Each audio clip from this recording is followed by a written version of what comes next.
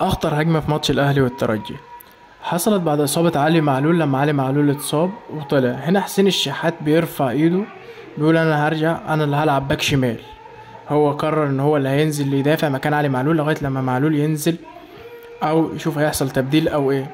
وبيرجع حسين الشحات هنا واحدة واحدة يرجع مكان الباك الشمال، وهنا بياخد مكانه. بيبدأ لعيبة الترجي يدوروا الكورة، مدرب الترجي بيشاور لهم بيقول لهم دوروا الكورة دوروا الكورة. بيدوروا الكرة عشان خاطر لعيبة الأهلي ترحل الناحية التانية عشان يفتحوا ثغرة ناحية اليمين، الناحية اللي علي معلول طلع منها اللي أصبح فيها ثغرة.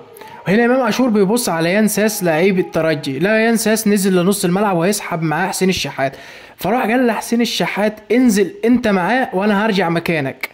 هنا حسين الشحات ما سمعش كلام إمام عاشور، فإمام عاشور اضطر ان هو اللي يقابل ينساس ويروح يضغط. هنا ينساس بيبدأ اهوت يرجع الكرة تاني للدفاع بتاعه، وهم مصممين على نفس الجبهة بتاعت علي معلول اللي طلع منها مصاب، لان هم عرفوا ان علي معلول طلع، فهنا في ثغرة واتلعبت في ظهر حسين الشحات زي ما انتم شايفين كده. وهنا عمل العرضية، ولولا ستر ربنا وبعد كده تألق مصطفى شوبير كان زمان هدف، وكان زمان الاهلي خسران في تونس.